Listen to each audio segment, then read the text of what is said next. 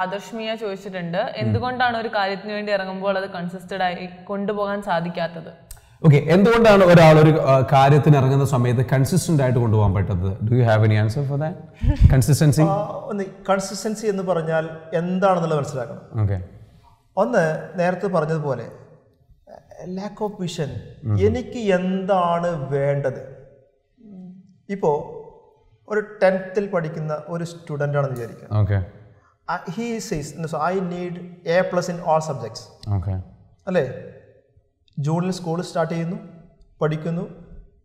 Next എക്സാമിനേഷന് ഇദ്ദേഹത്തിന് ഒരു set back വന്നെന്ന് വിചാരിക്കുക. എന്ത് സംഭവിക്കുന്നു? Problem comes. അല്ലെങ്കിൽ ഫാമിലിയിൽ എന്തെങ്കിലും ഇഷ്യൂ വന്നെന്ന് വിചാരിക്കുക. സ്റ്റിൽ നെക്സ്റ്റ് ടീച്ചേഴ്സ് വേണ്ട രീതിയിൽ വന്നിട്ടില്ല, അല്ലേ? അല്ലെങ്കിൽ അടുത്തതിൽ കുറച്ചും കൂടി കോൺസെൻട്രേഷൻ അങ്ങോട്ട് പോയി, നമ്മുടെ ആർട്സും സ്പോർട്സ് ഫെസ്റ്റിലേക്ക് പോകുന്നു.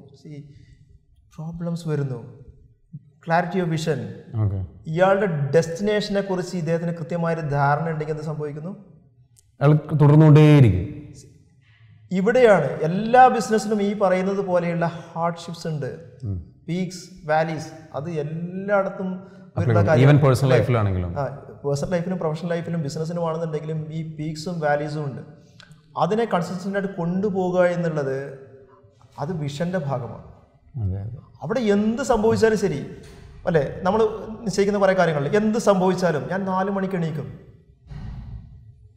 അല്ലേ? പല കാര്യങ്ങളും ജീവിതത്തിൽ സംഭവിക്കുന്നു. പക്ഷേ രാവിലെ 4 മണിക്ക് എണീക്കാൻ നിശ്ചയിച്ചവൻ എന്ത് സംഭവിക്കുന്നു? അല്ലേ? ലോകത്തിന് എന്ത് സംഭവിച്ചാലും ശരി, I will read four 3 hours. ലോകത്തിന് എന്ത് സംഭവിച്ചാലും 3 മണിക്കൂർ അദ്ദേഹം ഒരു പുസ്തകം വായിച്ചിരിക്കും, അല്ലേ?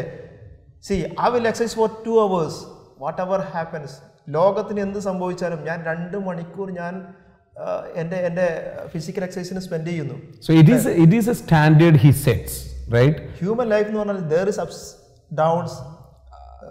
and downs, it will be peaks values എല്ലാം ഉണ്ടാവുന്നു. പക്ഷേ ക്ലാരിറ്റി ഓഫ് വിഷൻ, ഈ ക്ലാരിറ്റി ഇല്ലാത്ത ആളുകൾ വഴിയിൽ അതെ തടഞ്ഞുകൊണ്ടിരിക്കും, വീണ്ടും പൊടിക്കൊണ്ടിരിക്കും. സോ പ്രധാനമായിട്ടും സാർ പറഞ്ഞതിലേക്ക് ഒരു പോയിന്റ് ഞാൻ ആഡ് ചെയ്യുന്നു വെച്ചാൽ ഏറ്റവും പ്രധാനപ്പെട്ടതെന്ന് വെച്ചാൽ ഈ പറഞ്ഞിരിക്കുന്ന ഒരു എന്താ പറയുക കൺസിസ്റ്റൻസി ക്രിയേറ്റ് ചെയ്യണമെന്നുണ്ടെങ്കിൽ വിഷൻ, അത്രയും സ്ട്രോങ് ആയിട്ടുള്ള വിഷൻ വേണം. ആ സ്ട്രോങ് ആയിട്ടുള്ള വിഷൻ നിലനിർത്താനും അത് നമുക്കെന്ന് വെച്ചാൽ അച്ചീവ് ചെയ്യാനും അത് നമ്മുടെ ലൈഫിൽ കൊണ്ടുപോകാൻ ആവശ്യമായിട്ടുള്ള വാല്യൂസ് ക്രിയേറ്റ് ചെയ്യുക എന്നുള്ളത്, ഒരു സ്റ്റാൻഡേർഡ് സെറ്റ് ചെയ്യുക എന്നുള്ളതാണ്. You set a standard that no matter what happens, this is my vision, I'm gonna make it happen. No matter what happens, this is what I wanted to do and just do it.